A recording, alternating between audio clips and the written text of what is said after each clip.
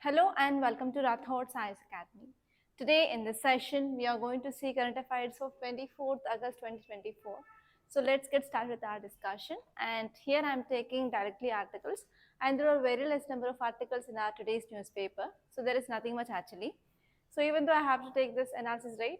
Okay. So let me show you the articles first. So here you can see the title of this article: Not Neutral, India on Side of Peace, PM in Kyiv.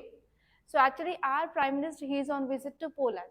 We know that, right? So for 5 to 6 hours, he also going to visit this Ukraine. So in this Ukraine meet, so there are some key agreements which had been signed between India and as well as Ukraine. And actually the important point our Prime Minister is focusing on is peace. So you already know that Russia-Ukraine crisis is going on, right? So here every country is pushing India to come up with a peace, and finally we are also going to talk about this peace in this meet. Okay, so from where we can see this article?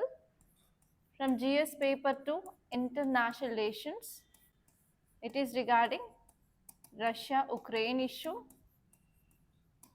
And second important thing you can focus is India-Ukraine relations.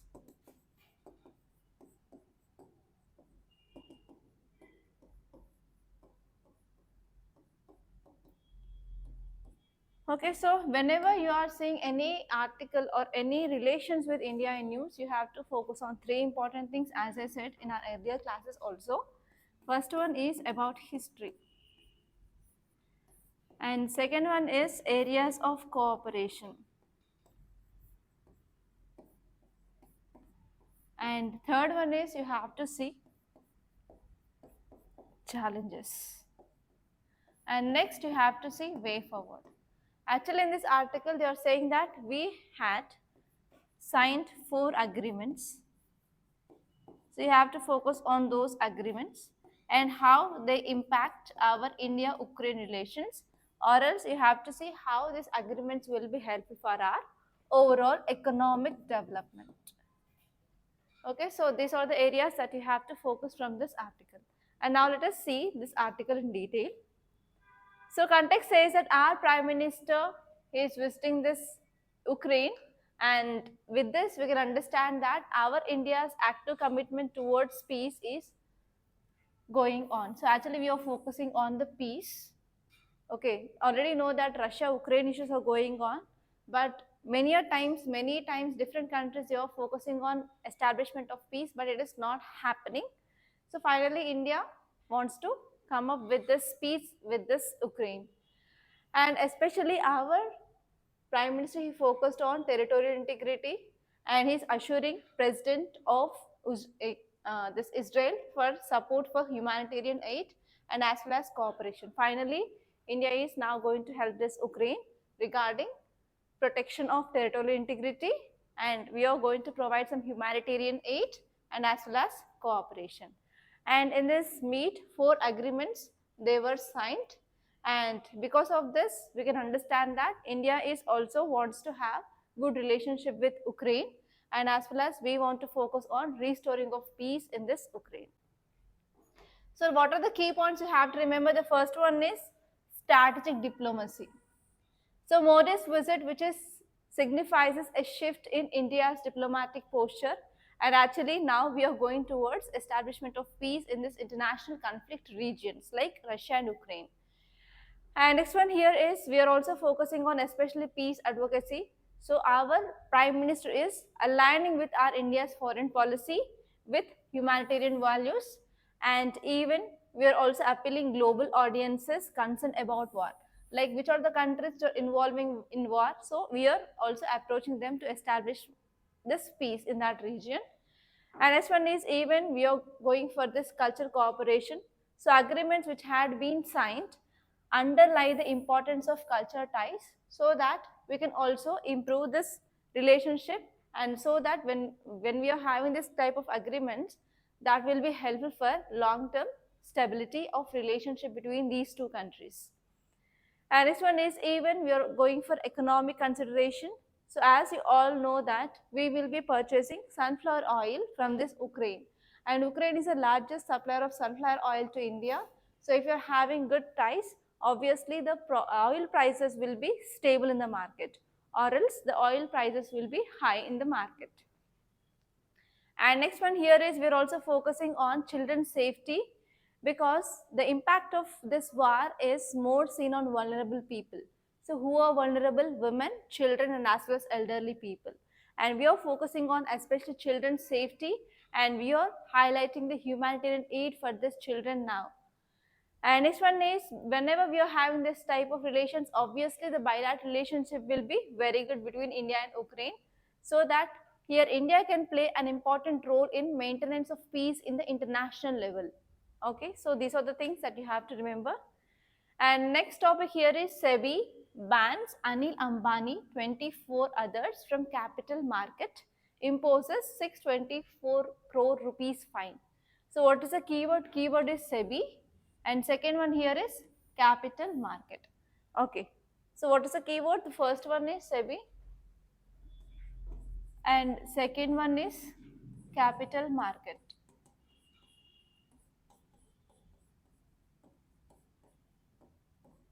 So what is SEBI? Securities Exchange Board of India. It is dealing with securities in our country. So what are those securities? Shares, bonds, debentures, etc. So actually, why this people like Anil Ambani and 24 others had been banned here is because of some allegations of diverting the money from their so and so thing. So because of this, they had been banned from this capital market for 5 years. So what is this capital market? Yes, whenever the long-term equities are mainly sold or buy, it is called as capital market. So long-term means what is the time period? More than 1 year. Yes. So just you have to know what is this capital market, and later on in tomorrow's or day after tomorrow's articles we will be getting in detail regarding this, what will be the impact, everything, where there we will be discussing that clearly. So here this article is saying that SEBI, that is Securities and Exchange Board of India, banned Anil Ambani and 24 others from capital market for 5 years because there is allegation that they are diverting the funds or diversion of the funds from this Reliance Home Finance Limited. So their diversion of funds is going on, so it is illegal. So because of this, they had been banned for a time period of 5 years. So what is a capital market? Capital market refer to a part of broader financial market. So in this market, borrowing, lending will be happening for medium and as well as long-term funds. The time period is more than 1 year. So that is the thing that you have to remember. And actually the type of capital market instruments are, we are having shares or stocks, we are having debt instruments, derivatives, mutual funds, exchange traded funds, and instruments of foreign investments. So all these comes under this capital market instruments. Clear? And let us see the next topic. It is about the road to 2047 for Indian agriculture. So actually, we want to achieve this Viksit Bharat by 2047, right? So actually, you know that our economy is primarily dependent on agriculture. So till now also we will be saying Indian economy as primary economy. So here, what are the changes that we can come in our Indian agriculture so that we can contribute more? So tell me, what are the problems in our Indian agriculture? Problems in Indian agriculture. Tell me. Problems of Indian agriculture. Yeah. Irrigation, there is no proper market access. Yeah. Transportation problem. Mm? Okay, technology. So I want to give you one tip. So whenever you are talking about Indian agriculture, we have 3 phases. Before sowing.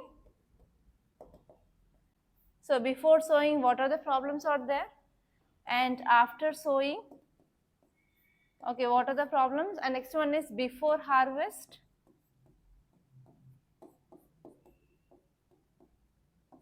And next one is after harvest.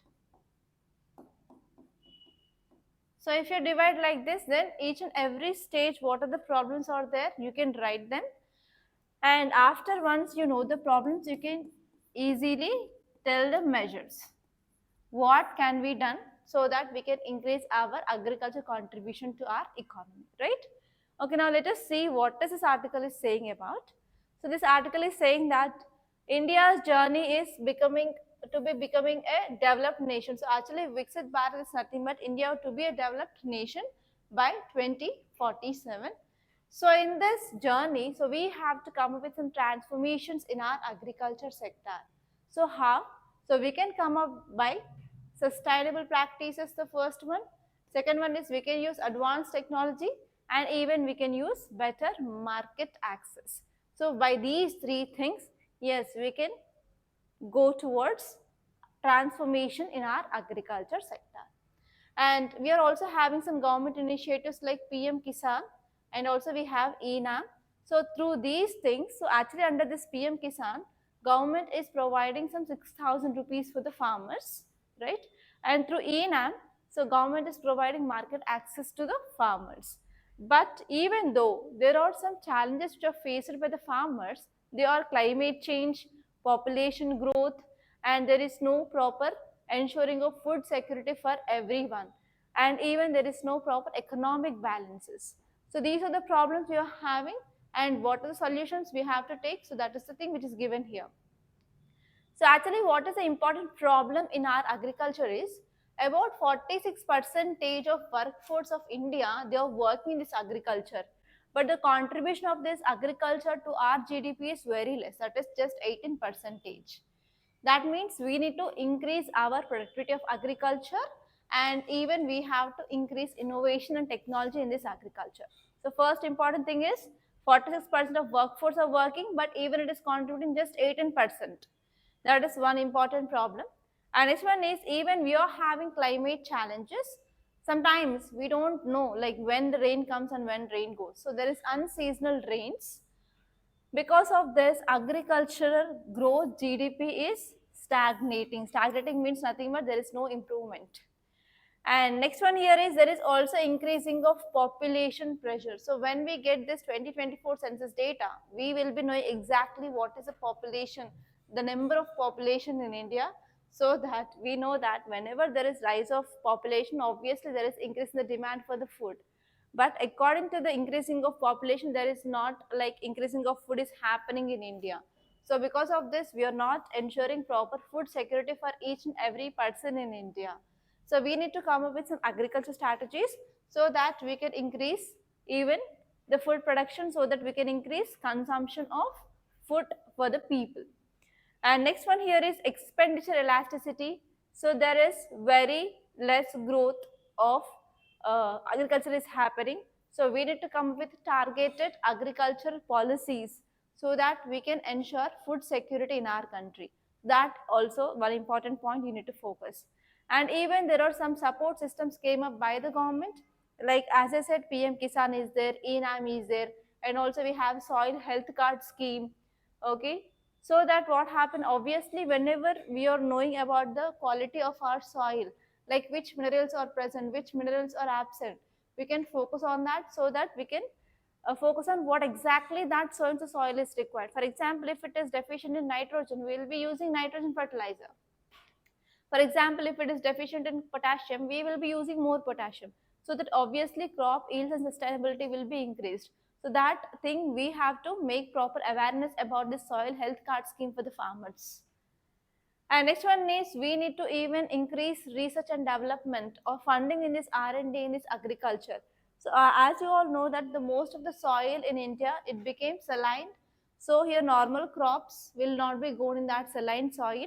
So we need to go for saline tolerant crops. That is the part of your biotechnology, that is gene editing.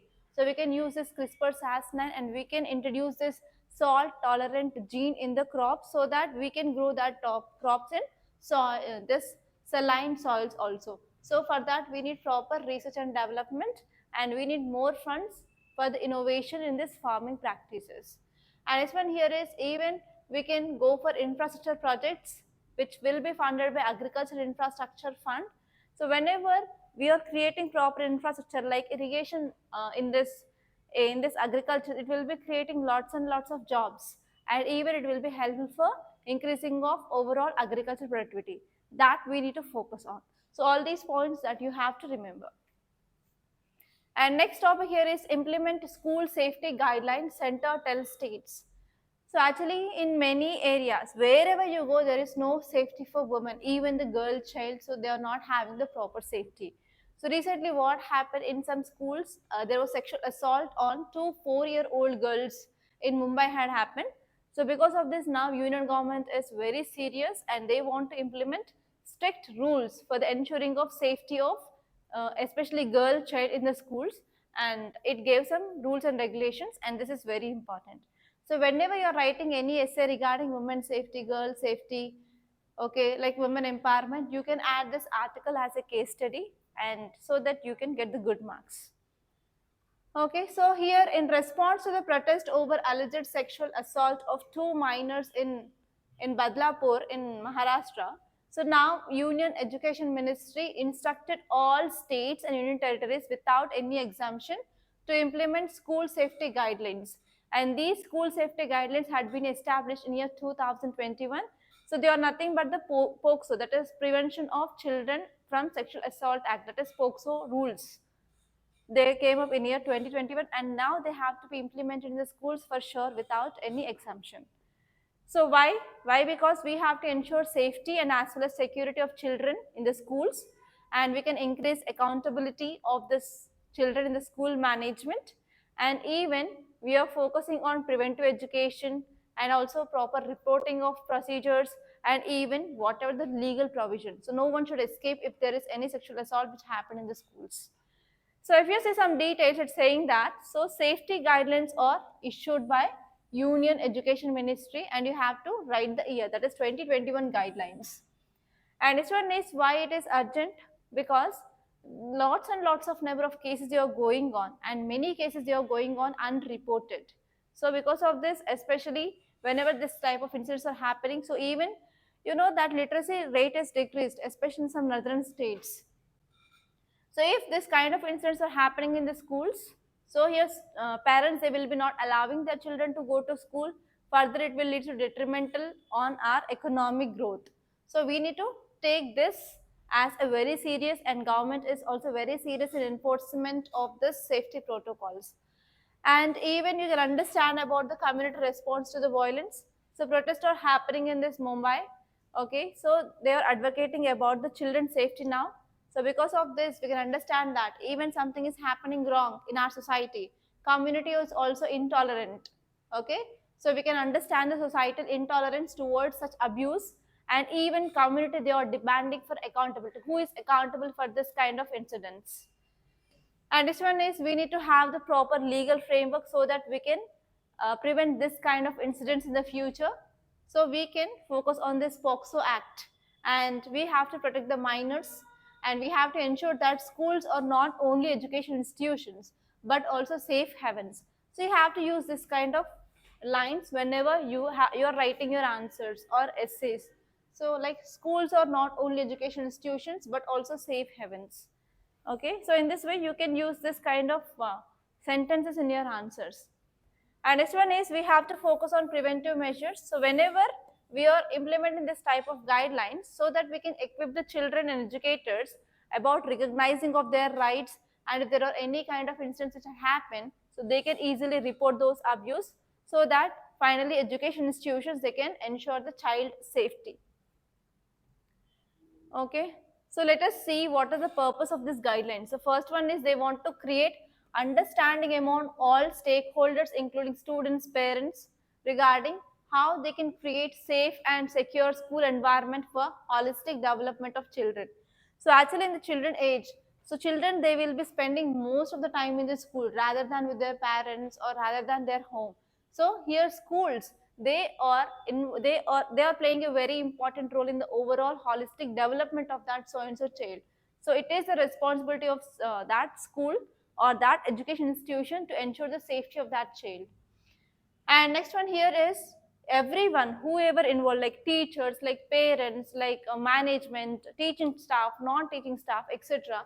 So everyone, whoever they are involved there, so they have to be aware about what are the acts, what are the laws, policies, procedures and guidelines that are available regarding the safety and as well as scrutiny of the children. And even they have to know about physical, socio-emotional, cognitive and specific nature of disasters which are happening in education institutions. And this one is, these rules, they are mainly focusing on empowering different stakeholders, and they want to come up with a clarity on their role in implementation. So which person had to have which role in ensuring the safety. So everything cannot be taken care by teacher, or everything cannot be taken care by principal. So these rules and regulations are also distributed among the different stakeholders. So those stakeholders need to know about what is their role and what is their responsibility. And this one is, we have to keep the children safe and secure in the schools, including even transportation. So many assaults will be happen even in the transporting buses. So even transportation also, they need to know about their roles and responsibility, how they have to behave with the children.